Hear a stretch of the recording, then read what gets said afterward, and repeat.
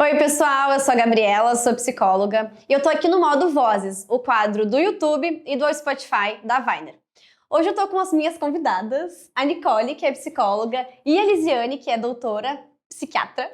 Então, elas vão se apresentar pra gente e a gente vai falar sobre análise do comportamento aplicada no transtorno do espectro autista. Então, gurias, tudo com vocês, por favor, e nos contem tudo que a gente precisa saber sobre esse tema. Eu começo, então, né? Pode ser, tá. As mais novas antes. Primeiro que falar tudo que a gente precisa saber sobre esse tema em um podcast não vai dar, né? Tem muita coisa.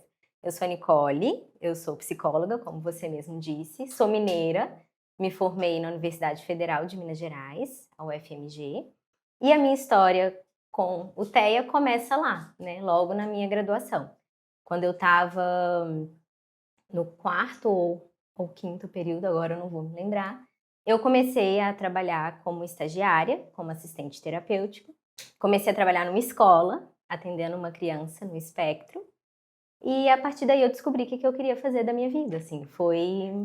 Inclusive, na época eu estava pensando se eu ia continuar ou não na psicologia, e aí eu descobri essa área e pensei, acho que eu encontrei o que eu quero fazer para minha vida inteira, né? Já vou começar te cortando. Tu comentou que tu foi assistente terapêutica. Talvez muitas pessoas não saibam exatamente o que é isso. Tu poderia, inclusive, começar explicando pra gente. Perfeito. Quando a gente pensa na intervenção das nossas crianças, né, uma das coisas que é característica de um bom tratamento, né, é a intensidade. Então, um profissional formado que já está ali, né, com muitas certificações e muita formação acumulada, obviamente, é um profissional que tem um valor que tornaria inviável um montante de horas que é necessário para esse, né, público e para intervenção, né? A gente fala de 10, 15, 20 horas semanais de intervenção. Então, a gente conta com esse profissional, que é um profissional que está em formação, que é supervisionado. Eu acho que é muito importante falar e ressaltar isso aqui, né? O assistente terapêutico, ele é um paraprofissional, ele trabalha sob supervisão e ele é responsável pela aplicação direta da intervenção na criança, né? Lisiane, esquecemos que tu tem que te apresentar. Olhando pra lá. Onde tu quiser. Eu sou a Lisiane Mota, eu sou médica psiquiatra, sou psiquiatra infantil e tenho uma vida antes do TEA, né? Eu fiz mestrado em transtorno de humor bipolar, eu estudava transtorno de humor bipolar na infância. Eu trabalhava numa residência em psiquiatria e aí o meu filho, então com 2 anos, teve diagnóstico de autismo e eu não tinha a menor ideia do que fazer com aquela criança, que a mim cabia como mãe, né?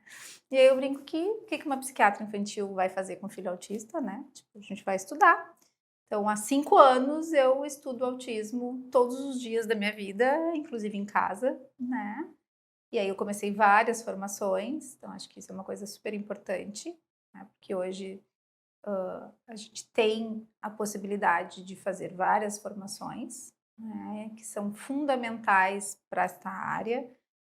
As primeiras formações que eu fiz foi baseada assim, em diagnóstico, para aprender de fato a fazer um diagnóstico, porque a gente tem casos que esse diagnóstico é muito sutil e que a gente tem que sair da dicotomia faz, não faz, para uma ideia de qualidade, de quantidade e de custo, né? E depois eu fui fazer formações em intervenções e várias outras, para ajudar o meu filho a se desenvolver. E também peguei amor, né? Peguei amor pela coisa.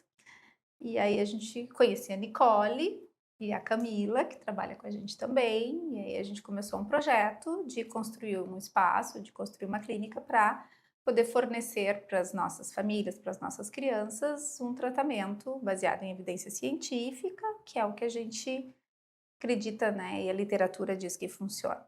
A Nicole começou falando, né, do papel do assistente terapêutico. Acho que tem uma coisa que a gente precisa falar antes um pouquinho, que o tratamento do autismo tem 2 pilares. Um deles é a terapia comportamental, né, e o outro é o que a gente chama das terapias específicas. A terapia comportamental é o ABA, né, essa ciência da análise do comportamento, e aí a gente vai ter vários modelos que derivam disso. né? Então, eu tenho formação no modelo de intervenção precoce de Denver, né? O SDM. A Nicole também fez essa formação, a Nicole tem outras formações em análise do comportamento, né? Enfim. Este é um braço, é um dos pilares da terapia quando a gente pensa em tratamento para autismo. E aí a gente vai ter as outras terapias específicas. Então, a gente vai ter terapia ocupacional, fisioterapia, fonoaudiologia, né? Então, a gente precisa fazer o casamento desses dois pilares, levando em conta o momento do desenvolvimento da criança, né? Aquela criança, então, dentro de uma ideia de que todos os tratamentos eles são individualizados, não tem receita de bolo. Da mesma forma que quando a gente fala de terapia comportamental, quando a gente fala de análise do comportamento, a gente tem que fazer um plano para aquela criança. Não pode ser recorte e cola. A gente fala muito, né, eu acho que tem algumas coisas importantes, né, de serem pontuadas nesse processo, né. A análise do comportamento, ela é uma ciência, né, até aqui a sala, né, o nome da sala é Skinner, né, e é uma ciência ampla, inclusive que não se restringe ao tratamento do TEA, né, e a gente tem dentro da análise do comportamento esse braço da análise do comportamento aplicada, que é de onde vem essa sigla ABA, né? E a partir disso, essa aplicação da ciência análise do comportamento tem várias tecnologias, né? Os modelos de intervenção são tecnologias que estão dentro desta ciência, né? E hoje, né, infelizmente no Brasil a gente ainda não tem, isso é algo que está sendo muito debatido, que é a regulamentação da profissão de analista do comportamento. A gente entende isso como algo muito urgente, né? Porque garante, né, requisitos mínimos e a qualidade desta implementação. Exatamente. E isso é algo que é fundamental e muitas vezes não é claro. A gente tem muitas pessoas que falam do método ABA, né, ou do modelo ABA. Só que na verdade é algo muito mais complexo, né? Não são um conjunto de procedimentos puramente. A gente tem uma filosofia, a gente tem uma história, a gente tem um movimento enquanto ciência, né, que produz conhecimento e que, né, modificam, né, a tua própria produção. Então é algo sem fim. Né? A gente fala muito disso, inclusive. Tá falando agora, né? E não é nada incomum as famílias chegarem a nós acreditando que os seus filhos estão fazendo ABA, né? E aí a gente pergunta, que legal, quantas horas tá fazendo? 2 horas. Tipo, oi? Né? Não, mas a fono aplica a ABA. Não, isso não é a ABA. A fono até pode trabalhar com a ABA, mas a ABA, quando a gente fala em terapia comportamental, a gente fala de intensidade para que a gente tenha os resultados esperados. Então, a Nicole estava falando do papel do assistente terapêutico, que é implementar o plano de intervenção, que vai ser desenhado por um supervisor com formação, através de uma avaliação objetiva daquela criança, né, com aplicação de uma escala, 2, 3, depende de cada criança, né? A escala que vai ser escolhida, vai ter um plano de intervenção, tem que ter coleta de dados, né? Então, o assistente terapêutico vai lá coletar os dados. Isso aqui fez, isso aqui não fez, quantas oportunidades eu dei para a criança, quantas a criança fez. Tudo isso é o que garante a qualidade da implementação. Então, se a gente não está tendo esse conjunto de fatores, digamos assim, na implementação, a gente não tem uma implementação conforme a literatura preconiza, né? E isso, infelizmente, é uma coisa que a gente vê muito. As famílias acreditando que os seus filhos estão em aba, e aí é 2 horas de aba, sem nenhuma avaliação, sem nenhum plano, sem nenhuma coleta de dados, né? Então, acho que cabe a gente dizer que existem normas, não sei se a gente pode chamar de normas, mas são dimensões, né? São um conjunto de características de uma prática que determinam se essa é uma prática ou não coerente. E o mau funcionamento de uma dessas práticas pode justamente impactar todo o tratamento. Exato, né? Então, por exemplo, a gente fala muito de dentro das dinâmicas, né, das tomadas de decisão com as nossas crianças, a Lizzy trouxe a questão da individualização, né? Tem uma outra parte que é fundamental, que é tomar decisões baseadas em dados, né? Baseadas em evidências. E quais são essas evidências? São as evidências geradas pelos registros do próprio tratamento da criança. E aí, quando a gente pensa numa prática de saúde, né, de promoção de saúde, como que eu vou tomar uma decisão que não é baseada em evidências? A gente está falando da vida das nossas crianças. E aí a gente fala principalmente dos direitos que essas crianças têm quando iniciam uma intervenção. E o principal direito que elas têm é de um tratamento efetivo, né? Sem dados, a gente não consegue ter uma mensuração real da efetividade daquilo que a gente está fazendo ou não.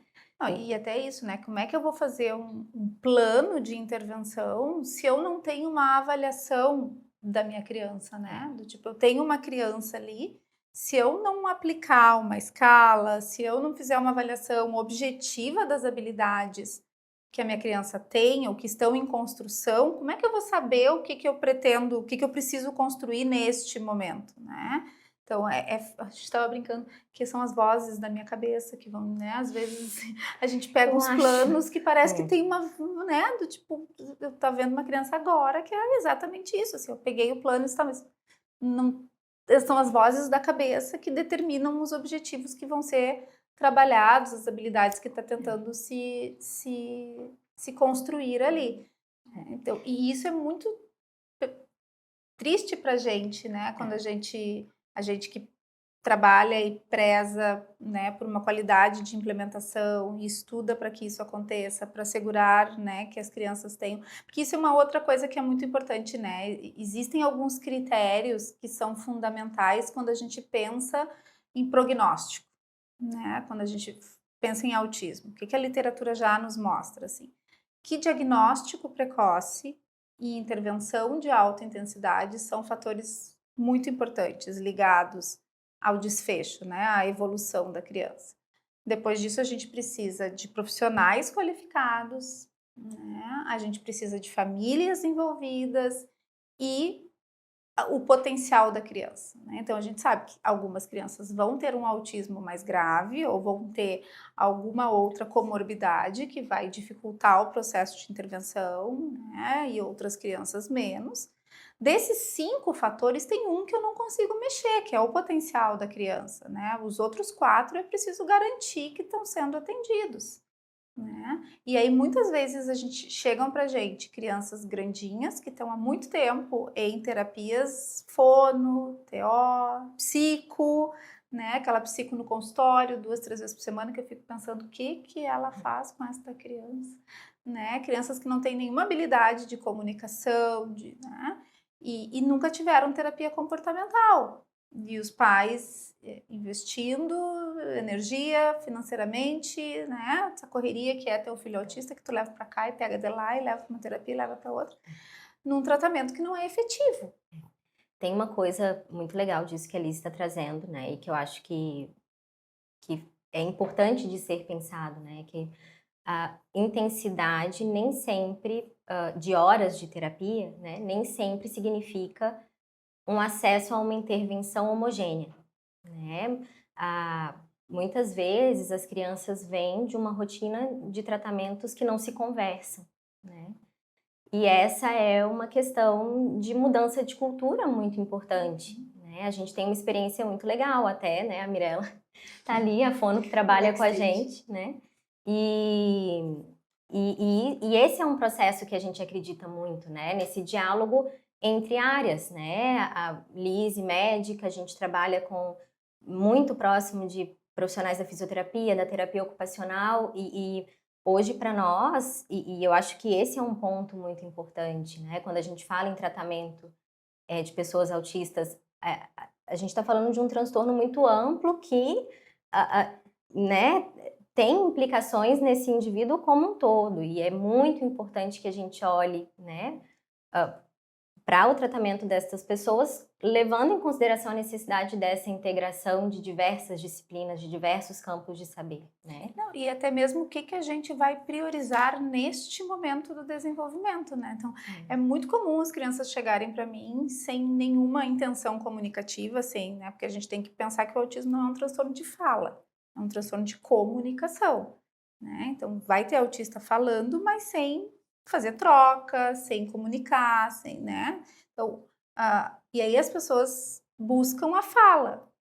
E, obviamente, é o sonho dourado de todo mundo, e nós também queremos muito que isso aconteça, mas é fundamental que a fala venha dentro de um processo de comunicação, né? E aí eu recebo muitas vezes crianças que estão na fono 3, 4 vezes por semana, mas que não apontam, que não olham, que não tem outras habilidades que mostram pra gente que ela entende o processo de comunicação. Então, é aquela criança que pega da mão da mãe e leva a mãe até onde ela quer, né? Mas em nenhum momento pede, aponta, sinaliza, né? Nem às vezes nem leva a mãozinha assim para pegar. E aí eu digo, olha só, nesse momento a fono não é importante pra gente. Como assim? Principalmente, ou uma fono que não vai ter uma integração. Exatamente. Porque é isso também, né? Por exemplo, a gente tem essa experiência de trabalhar em equipe. E de um plano que é de fono e junto com a terapia comportamental. Então, a gente consegue casar esses objetivos e aí Mas se eu tenho lá isso, né? As crianças, às vezes, elas não estão em terapia comportamental e elas estão em fono, coitada das fono, né? Do tipo, eu fico pensando, coitada da fono que fica lá tentando construir isso dentro de um consultório. Um período tão... Tipo assim, 50 minutos de atendimento, 45 minutos de atendimento. E sem habilidades que são anteriores, né, à fala. E que são também trabalhadas, né? A comunicação, ela é um campo muito vasto, né? Só que a gente precisa disso integrado dentro do contexto da vida dessa criança, né? E essa é a experiência que a gente tem e o que a gente realmente acredita, né? O quanto, quando a gente tem uma equipe alinhada que trabalha com esses processos de uma maneira, de uma forma unitária, é muito legal ver o efeito que isso tem no desenvolvimento das nossas crianças, né? Porque a gente está levando em conta aquele momento, que tipo de habilidades eu preciso construir, né? Então, por exemplo, a base do desenvolvimento, ela é sensório-motora, né? A gente precisa desses corpinhos dando conta, né? Então, muitas vezes no início, assim, quando eu digo, olha, nesse momento a fono não é a nossa prioridade, a família me olha assim, como assim, né? Do tipo, fono igual a fala, se não for na fono não vai falar, né? Tipo, agora eu estava conversando com uma mãe de uma criança maior, que disse, olha, a gente precisa implementar a comunicação alternativa urgente, porque é uma criança maior, não verbal, e ela disse, mas ele tem apraxia de fala, né? Aí em seguida a assistente terapêutica que estava junto disse, mas às vezes ele fala uma frase inteira completa. Eu olhei para ela e disse, olha, então ele não tem apraxia de fala, então ele, de fato, ele não entende o que é a comunicação, porque aquilo que ele entende, ele fala lindamente, né? Então é um processo antes. E aí entender que naquele momento a gente precisa trabalhar com físio e TO de uma maneira muito intensiva e construir dentro da terapia comportamental toda a motivação para comunicação, para que depois a gente invista em outra área. Então, é naquele momento, é esse momento do desenvolvimento. Não tem receita de bolo, né? A gente precisa olhar essa criança nesse momento do desenvolvimento e pensar o que a gente precisa, onde é que a gente vai investir as nossas fichas, o que a gente vai construir de habilidades, para que em outros momentos, né, esses pré-requisitos trabalhados aqui possam construir outras habilidades.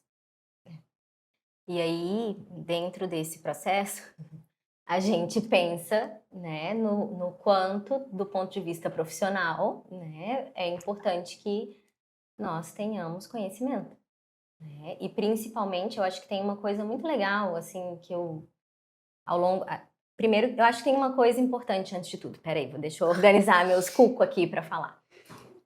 Quando a gente fala em análise do comportamento, em formação em aba, né? A gente está falando de uma área que não é necessariamente restrita à psicologia, né? A análise do comportamento, a gente tem outros profissionais de outras áreas que se formam analistas do comportamento.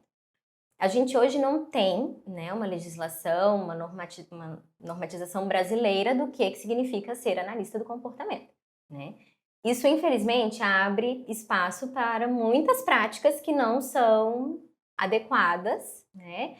E que fazem com que, obviamente, pelo resultado destas práticas, as pessoas questionem uma ciência que tem um grande, né, escopo aí de evidências e muitas coisas, de fato, em termos de conhecimento básico, que é fundamental e que faz toda a diferença. Um dos pré-requisitos que a gente tem para a formação em análise do comportamento é prática supervisionada, né? A gente tem, além das aulas, né, e dos cursos e mestrados da vida, especializações, a gente tem, para ter uma credencial, e hoje a gente tem principalmente credenciais internacionais, a necessidade de uma prática que é supervisionada, né? E essa prática supervisionada, ela nos dá um horizonte de competência profissional, né? Eu sei que a análise do comportamento engloba muitas possibilidades de atuação, mas eu, Nicole, tenho uma história, uma experiência profissional e uma experiência de estudo que limita a minha prática ao meu escopo de competência, né? Então, como profissional, é muito importante que eu conheça esse escopo de competência e saiba também dizer quando eu cheguei no meu limite de competência, seja para buscar outra supervisão, buscar outras formações, seja para providenciar algum tipo de encaminhamento do caso, né? E aí a gente está falando, né, e a Alice está trazendo isso, e eu fiquei assim, meu Deus, a gente precisa de realmente conhecer muita coisa, porque a gente está falando de coisas que são muito dinâmicas, a gente está falando de histórias que nunca são iguais, né? De crianças que nunca são iguais, de caminhos de desenvolvimento que são muito diferentes e que precisam que a gente tenha muito recurso para abordar, né? Não, e quando a gente pensa que às vezes a gente pega essas crianças, né, com 1 aninho e pouco, não é incomum eu receber, assim, crianças que tiveram diagnóstico antes dos 2 anos e não tiveram práticas baseadas em evidência científica, né? E dói, porque assim, a história poderia ser completamente diferente. Aliás, Lizzy, falando nisso, pergunta polêmica, né? Pode diagnosticar ou não pode diagnosticar antes dos 2 anos? Pode diagnosticar, não existe uma idade, né? A escala com maior validação científica que a gente tem para o diagnóstico do autismo, em autismo, chama EIDOS. Ela não é validada no Brasil, mas ela internacionalmente ela é. E a EIDOS tu pode aplicar a partir do momento que a criança caminha, né? Então a criança caminhou, tu pode aplicar EIDOS, né? Não existe lá, pega o DSM, pega a CID, não existe lá uma idade. E aí eu já ouvi as mais absurdas, assim, não, só depois dos 2, só depois dos 5, Não, gente. Inclusive, cada vez mais a gente tem literatura e a gente vai tendo experiência de sinais de alerta em bebês muito pequenos, né? Então, a gente tem acompanhado bebês com fatores de risco maior, então bebês prematuros, irmãos de crianças com autismo, bebês que tiveram intercorrências neonatais, né? E a gente vê os sinais muito precocemente, bebês de 4 meses, 10 meses, que a gente já começa alguma estimulação, né? Então não existe essa história de cada criança tem seu tempo, né? Existe uma ideia de que cada criança tem seu ritmo de construção de habilidades, mas existe um intervalo de tempo onde eu espero que tal habilidade surja, né? Então aquela criança que chegou com 1 aninho e que não faz aproximação de 3, 4 palavrinhas, né? Que não balbucia às vezes, não é incomum receber crianças de 1 aninho que não balbucia, que não faz nenhuma aproximação de palavra. Não, mas ele é preguiçoso, isso é outra coisa. Não existe criança preguiçosa. Não, mas ele é muito preguiçoso. Não existe isso. Existe criança que não está conseguindo construir habilidades. E essa semana eu estava muito feliz porque eu dei alta para um baixinho de 1 ano e 7 meses. Dei alta. É emocionante. Há 1 ano e 7 meses. Né? Eu dei alta para uma criança de 1 ano e 7 meses. Essa criança veio para mim 5 meses atrás, tá? porque os pais identificaram, na verdade, eles foram na Pati, que trabalha com alimentação, e eles tinham ido num outro colega, e o outro colega tinha apontado vários sinais de alerta, e tinha meio que fechado o diagnóstico de autismo, e aí a Pati, quem sabe, né, eu avaliei ele. Pai, uma criança que buscava reciprocidade o tempo todo, que isso a gente tem que falar, né? O autismo é um transtorno relacionado à reciprocidade, e é por isso que a mãe sempre sabe, né? Quando a gente diz a mãe sempre sabe, porque a mãe sente que falta reciprocidade naquele bebê, né? A mãe sempre sabe porque ela não tá vendo aquele bebê ser recíproco a ela, e aí tem toda uma coisa de que muitas vezes as mães, eu achava que ele não gostava de mim, né? Porque não vê. Então, o autismo ele é relacionado à reciprocidade. Esse bebê me buscava o tempo todo, mas não conseguia interagir porque tinha uma alteração sensório-motora muito importante. Ele foi para TO, ele foi para físio e ele voltou depois de 5 meses com uma chavezinha girada, né? Ele não falava nada, ele voltou, né? Tipo falando. E eu olhei para os pais e disse: infelizmente, né? Não sou mais necessária, né? Não tem serventia mais nesse caso. E aí os pais, a mãe disse, tem certeza? Tenho, né? Infelizmente tenho, porque um fofo, né? Não tem como eu mentir que ele tem sinais de alerta, porque todos aqueles sinais de alerta que eu vi há 5 meses atrás, só com intervenção sensório-motora num bebê de 1 ano, e, né, antes, agora ele tá com 1 ano e 7, a gente tá falando de 5 meses atrás, não tem mais, né? Então eu dei alta para um bebê de 1 ano e 7 meses essa semana, que não vai ficar com a gente, porque Tudo bem, a gente né? fica feliz. Né? Então não existe isso, né? Então, e isso é muito triste, porque a gente vê as mães, as famílias, principalmente as mães, né, numa saga, numa busca e desacreditadas, né? Tipo, todo mundo diz que eu sou louca, né? Então, dá muita pena porque a mãe está ali sentindo que tem alguma coisa que não está legal e ela é desacreditada e busca de novo e vai buscando. Então, eu sempre brinco, né? Escutem as mães. E uma coisa, né, a Lizzie estava falando e eu pensando, né, o quanto que um diagnóstico tardio pode significar uma alteração muito grande na vida de uma pessoa, né, na vida de uma criança. Eu acho que as experiências mais emocionantes, né, Lizzie, que a gente tem, assim, é quando, por exemplo, na intervenção com os irmãos, né, que são muitos bebês de risco, e a gente tem a possibilidade de prevenir uma série de cascatas, né, de efeitos negativos que ou vêm de um processo sensório-motor ou de uma tendência, de uma redução inicial nesses processos de comunicação e reciprocidade. E é isso, né? Eu acho que tem uma fala que tu fala que eu gosto muito, que é a gente não quer fechar um diagnóstico, né? E a ideia é justamente essa, poder chegar antes e, em certa medida, garantir que aquela pessoa tenha acesso ao desenvolvimento das competências que ela precisa para ser um ser humaninho pleno, né? Assim, e eu acho que a intervenção precoce, esse fator de precocidade, ele é muito relevante nesse sentido, né? E a gente tem tido experiências sensacionais com os irmãozinhos, assim, né? Que a gente começa a acompanhar muito cedo e a gente vê essas crianças entrarem na curva de desenvolvimento, né? Eu brinco, se a gente disser que ela é autista hoje, a gente vai preso, porque, né? Mas a gente sabe que se a gente não tivesse feito a intervenção, né? Como foi feita, a gente teria muito prejuízo. Mas hoje, tu olha e não tem. Então, mas isso porque a gente teve uma família que acreditou, né?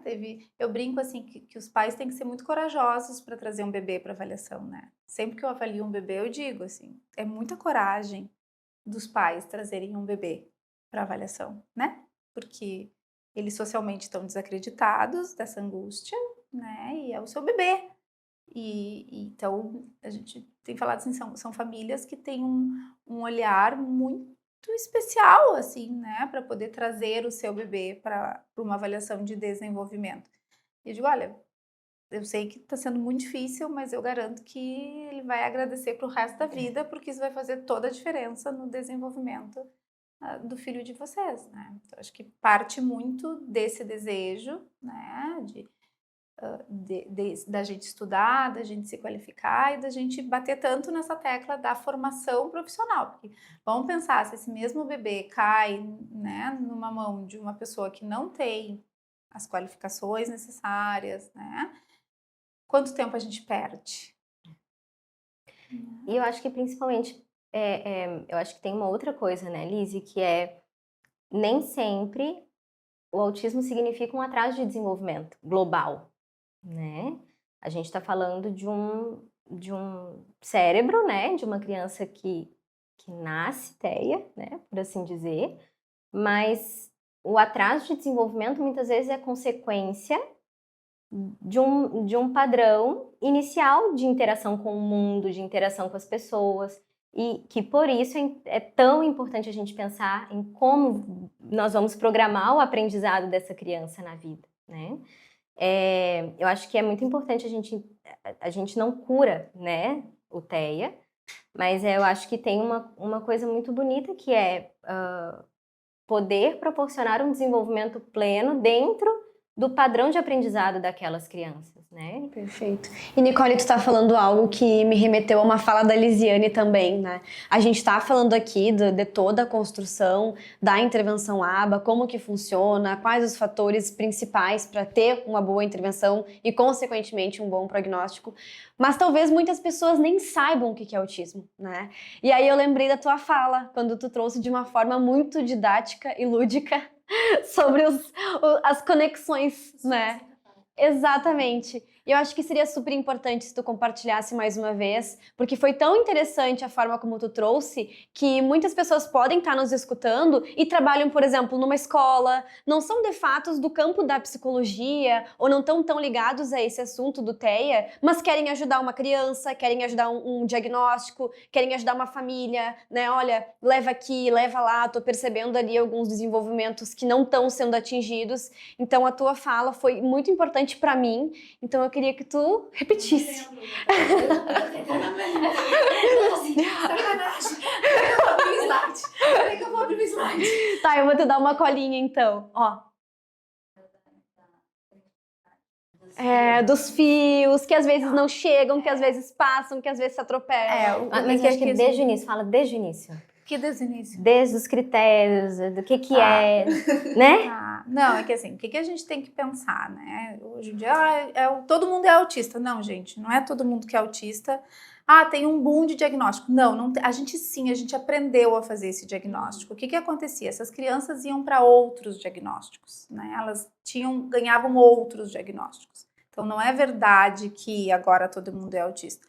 É verdade que agora a gente está fazendo diagnósticos mais, digamos, sensíveis até, né? Dessas diferenças. Quando a gente fala de autismo, a gente fala de 2 critérios diagnósticos principais. Então, o que a gente chama de comunicação social, né? Que é a minha intenção comunicativa e o meu desejo de me relacionar e como eu faço isso. Então, eu brinco assim, que aquele aplicativo bom, assim, de como é que eu converso com as pessoas e como é que eu interajo com as pessoas, não veio instalado, né? Não veio de fábrica aquele negócio, né? Então, a gente fala de prejuízo e eu acho que isso é uma coisa super importante. A gente tem que sair da dicotomia faz, não faz. Porque isso, mas ele olha nos olhos, né? Isso a gente ouve muito, ele não é autista porque ele olha nos olhos. Mas ele mantém, ele olha para começar uma comunicação e quão confortável é olhar nos olhos, né? Não é esse critério, é um conjunto de dificuldades, de prejuízos que a gente vai ver, né? E o outro critério que é esse padrão mais repetitivo, né? De comportamento, de interesses, então os famosos, por exemplo, hiperfocos, né? Então sabe tudo de planetas, mas não se dá conta que a pessoa do lado não tá afim de falar de planetas, né? Então eu começo aqui a falar de planetas, a gente falando de autismo. Nem sei se... O hiperfoco. Nem sei se vocês estão afim de ouvir, né? Mas a gente vai falando. Cuidado pra você não ficar aqui até as 10 da noite, tá? Se nos deixar falando, a gente vai falando, né? Então é isso. Mas a Nicole, eu sei que quer ouvir, né? Vocês não têm escolha. Então nos convidaram, né? Agora a gente tem que estar aqui. Mas é isso. Então eu estou falando daquilo que é interessante pra mim, mas eu não tô preocupado se o meu interlocutor tá tá interessado. Ou não né? me dou nem conta. Percebo, né, que eu tô chata falando de planetas há meia hora, né? Pô, esse assunto é tão legal, como é que tu não gosta, Gabi, de falar de planetas, né? É impossível tu não gostar, porque esse assunto é sensacional. Então, é um prejuízo e isso é social, né? Isso eu me dar conta de que, olha, peraí, só um pouquinho. Eu poder ler a expressão do outro, né? Fazer essa leitura de que, olha, ela tá com uma cara de que ela não tá curtindo o nosso assunto. Eu me lembrei de um pacientinho uma vez que virou e falou: ai, tia Nicole, as tuas ideias são muito longas. Que preguiça! Que preguiça destas ideias tão longas. Tipo isso, né? Então, esse padrão repetitivo, ele vai aparecer em várias coisas. Vai aparecer naquela criança que precisa fazer as coisas do mesmo jeito e que, né, surta se não é do jeito que ela, né, que ela planejou. E isso vai ter várias manifestações, desde aquela criança que tem que fazer sempre o mesmo caminho, aquela que tem que comer sempre a mesma comida, que tem que brincar do mesmo jeito com o mesmo brinquedo, né? Então, esses dois critérios são os critérios que a gente vai usar para fazer diagnóstico. Hoje a gente sabe que o autismo está muito mais relacionado à conectividade neuronal, né? A como esses neurônios se comunicam do que propriamente dito a morfologias do cérebro. A gente sabe que a gente vai ter várias áreas, né, várias estruturas que podem estar alteradas, mas a ideia principal é que acontece aí algum curto-circuito, né? Então a gente vai ter neurônios que vão ter mais dendritos, outros menos dendritos, né? Alguns neurônios mais imaturos, algumas áreas isso está mais definido. E é dentro disso que vai acontecendo, como eu brinco, né, que a gente tem muito fio desencapado, vai dando uns curto-circuito ali. Por que isso é muito interessante? Porque a gente está falando de células que mudam, né, que é o que a gente chama de neuroplasticidade. O quanto menor for a criança, mais esse cérebro é plástico. Vamos pensar uma massinha de modelar, tá? Acabei de abrir a massinha de modelar. Ela tá ali, fofinha, né? Nossa, assim, eu brinco com ela do jeito que eu quiser, eu construo com ela o que eu quiser.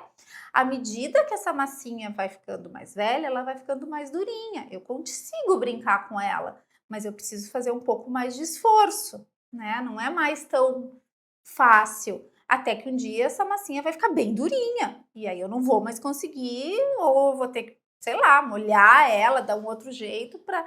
Então, eu acho que é um pouco essa ideia de neuroplasticidade. Quanto antes eu começo, mais fácil é esse caminho, né? Tem uma coisa que eu acho que a gente conversa muito também sobre isso, né? Que a gente, apesar da neuroplasticidade nos primeiros momentos da vida ser maior, a gente sabe que não é porque tem uma coisa, Gabi, muito que a gente vive muito, que é aquele os 5 anos, né? A síndrome dos 5 anos. É muito comum, né? E a gente, quem trabalha com intervenção precoce tem uma responsabilidade muito grande, porque a gente encontra as famílias num momento muito delicado, né? Foi uma coisa até que tu trouxe, né? Foi bem bonito aquilo, né? Naquele dia, né? Que ela falou, a gente, na verdade, entra na vida das pessoas no momento em que elas acabaram de receber um diagnóstico, né? Ou que elas estão vindo buscar. Ou que elas estão vindo buscar um diagnóstico do bebê delas, né? Da joia que eles têm ali na vida. E muitas vezes eu acho que criou-se, eu acho que aqui no Brasil, mais ainda uma cultura de, a qualquer custo, aproximar a curva de desenvolvimento dessa criança de uma trajetória típica, né? De uma norma. Qualquer custe o que custar, o que importa é que a criança adquira todas as habilidades de desenvolvimento e seja como uma criança neurotípica é, né? E a gente sabe que não vai ser, né? E que tá tudo bem, né? E que o autismo ele também tem muitas potencialidades, não é? E como qualquer desenvolvimento humano, aquela pessoa vai ter desafios e potências, né? E a intervenção, ela trabalha justamente para que ela possa desenvolver o que ela tem de potência e reduzir os desafios, né? Eu me dei conta na época do diagnóstico do B que a maneira como aquilo bateu em mim e a maneira como eu via bater nas pessoas não era um diagnóstico, era uma sentença. Era assim, né? E eu acho que isso vem muito da cultura, da ideia que as pessoas têm de autismo, né? Porque a ideia que as pessoas têm de autismo muitas vezes as famílias dizem muito assim, né? Ai, mas ele é tão carinhoso, né? Ai, mas ele é tão carinhoso. Gente, olha só, autismo não é uma doença de falta, né? Não é uma doença, não é uma coisa de falta de carinho, né? Não tem nada a ver com isso, né? Tipo, essa ideia que eu fui me dando conta, assim, de que as pessoas veem o diagnóstico de autismo como uma sentença. E aí, gente, é muito difícil para as famílias buscarem, muitas vezes, essa avaliação. Porque a última coisa que eu quero é uma sentença para o meu filho, né? Então, eu acho que é algo que a gente precisa muito discutir e mudar dentro de uma cultura, né? E principalmente entender que isso não vai passar. É pra vida, é um pra funcionamento, É né? pra vida. E que isso não significa atraso de desenvolvimento, isso não necessariamente significa restrições, né? Mas que sim significa pensar numa trajetória diferente de desenvolvimento. Isso não é necessariamente uma notícia ruim, é só uma notícia. Mas é uma notícia ruim no sentido eu de... acho que sempre um diagnóstico nunca é uma notícia boa, né? Assim, eu acho que também, assim, eu sou psiquiatra, né? Eu sou psiquiatra infantil. Eu sou médica, eu já dei tanta notícia ruim. Eu já fiz tanto diagnóstico, nossa, tão mais difícil na minha vida, assim, né? Que talvez isso, assim, o meu desespero no diagnóstico do B era não saber o que fazer. Tem uma... De fato, assim, o que eu faço, né? E aí e isso é uma coisa que eu vejo muito nas famílias que chegam a mim, essa coisa do estar perdido, né? Do não saber por onde começar. E isso de muitas... E aí se tu vai, por exemplo, para a internet, né? E hoje a internet, ela tem um lado que é muito bom, mas ela tem um outro lado que é muito ruim. Porque tu tem muita informação, mas tu também tem muita informação ruim. E depende de onde tu vai parar, vira coitada das famílias, assim, né? Então, acho que isso é uma outra questão que a gente vê muito, né? Das famílias perderem lá um tempo precioso para os seus filhos, né? Buscando soluções mágicas também, muitas vezes. E isso é importante entender, gente. Não existe magia. Não, esse troço dá trabalho. As crianças evoluem, a gente consegue construir muitas coisas, mas não existe magia. Como é que teve um pai que disse esses dias? É maratona, né? Não é uma corrida de 100 metros, né? Eu preciso de fôlego. Tem a gente tem, né? Eu acho que duas possibilidades de olhar para essa situação. Eu acho que, Gabi, acho muito difícil ser algo neutro, né? Como, é uma notícia. Não é uma notícia, né? É uma notícia que vem carregada de medos, de não sei o que vai acontecer, de incertezas, né? E eu acho que no caso do TEA, essa incerteza ela ainda é maior, né? Do que em outros, dependendo dos processos, né? Tem algumas outras condições de desenvolvimento. A gente tem um caminho um pouco mais bem definido, né? Mas eu acho que, principalmente nesse primeiro momento da vida, a gente não sabe. E muitas famílias vêm para nós querendo... E aí? Isso vai acontecer? Essa a gente família não sabe. nos entrega o seu diamante. Assim, né? Lapida, né? Ó, e tá aí? Ele vai fazer isso? Ele vai... Esse é o meu diamante. O que tu vai fazer com o meu diamante? Fazer ele valorizar. Né? Você lapida ele. Assim. Só que aí tem uma outra coisa, né?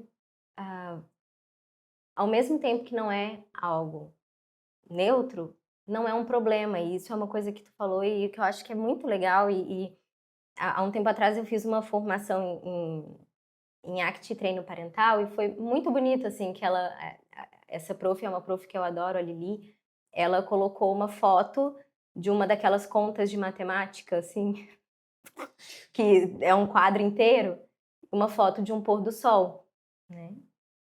E aí ela pediu pra gente primeiro olhar pra conta de matemática e depois ela pediu pra gente olhar o pôr do sol, né?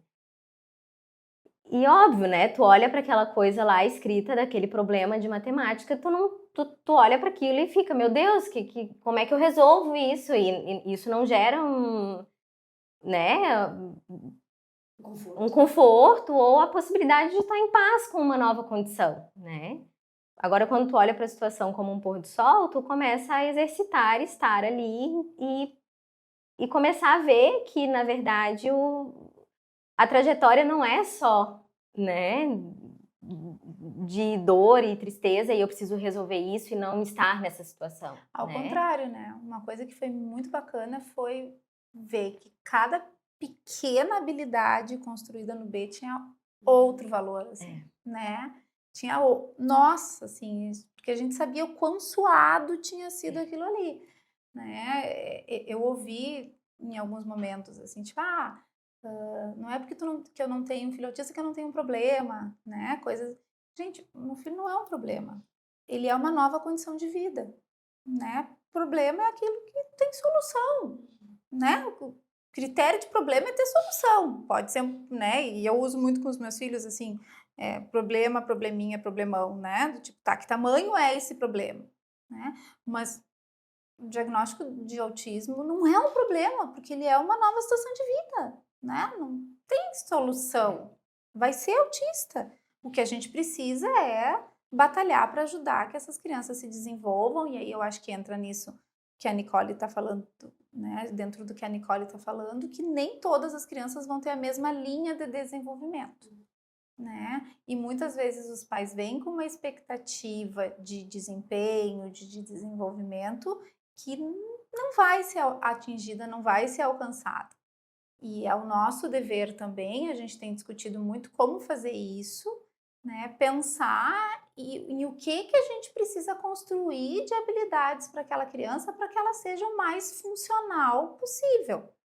Né? E que às vezes não vai ser dentro do que é a expectativa dos pais, mas vai ser dentro daquilo que vai ser importante para aquela criança ter funcionalidade, né? Poder se virar. E eu acho que uma coisa muito importante, né? Quando a gente pensa em níveis de suporte, uma criança que precisa de mais suporte, né? Também não é uma criança que vai ser passiva dentro do seu processo terapêutico, né? Isso é uma coisa muito importante também, né? A possibilidade de se autodeterminar, de desenvolver autonomia, né? É um direito e é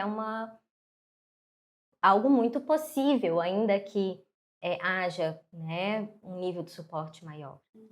E principalmente a gente começa também a ter um olhar e o quão importante reconhecer ali redes de apoio para essa família, para essa criança, para que eles possam, né, dentro dessa contingência, ter uma vida que de fato é plena, que essas crianças possam acessar, ter vida de relação, acessar espaços da comunidade, frequentar a escola, ter uma vivência Que falam muito dessa coisa da inclusão, né? Mas como incluir? e de fato, né? Eu acho incluir que de fato. exato, como garantir que estas crianças estejam na vida, né? Que é onde elas merecem e devem estar. E é muito bonito, a gente tem tido experiências, e é isso, né? Muitas vezes a gente entende, né? E as angústias, na verdade, das nossas famílias envolvem alcançar marcos de desenvolvimento, né? Mas a gente sabe que para muitas crianças esses marcos ou vão ser muito distantes, e eu acho que tem uma coisa que é até anterior a isso. Esses marcos, eles são, né, quando a gente pensa em uma avaliação de desenvolvimento, ela nos dá uma lista ali de habilidades que são expectativas, o que se espera que uma criança de determinada faixa etária, por exemplo, saiba fazer, né? Só que, na verdade, a gente tem ferramentas que são construídas a partir de um desenvolvimento atípico. E é muito injusto a gente comparar o desenvolvimento das nossas crianças puramente ali e pegar uma trajetória de desenvolvimento que talvez não seja uma trajetória de desenvolvimento típica, que não é, e querer cumprir todos os padrões ali sem pensar num raciocínio de prioridades, de como inserir essa criança, do que vai fazer sentido ou não ser aprendido ali, né? Então, eu acho que... e aí entra de novo, a gente volta na importância da formação profissional, né? Não é você aprender a aplicar um checklist ver o que a criança faz e não faz e fazer um plano copia e cola desse checklist, né? Existe todo um raciocínio clínico por trás disso, né? Por isso eu vou lembrar que esse é o hiperfoco de vocês, né? Não de você, mas não seu. Exato. E eu, como uma pessoa que tem algumas habilidades sociais adquiridas. Duramente adquiridas. Não, talvez não tão dura, a gente não sabe, vai que ela tem mais habilidade. Eu vou sinalizar, então, que o meu interesse na conversa tá chegando ao fim. Na verdade, é um interesse que ele nunca cessa, tá? Olha, a gente poderia realmente ficar aqui até as 10. Eu sei. E eu sei que talvez a gente vá ficar, né? Então, por isso eu vou pedir pra vocês que a gente possa ir se direcionando pro final. Vocês têm alguma coisa importante? Eu até ri quando a Nicole falou assim, tem uma coisa que é importante. Eu fiquei, tá tudo importante, né? Eu quero falar uma coisa Por favor. muito importante, na verdade. Eu acho que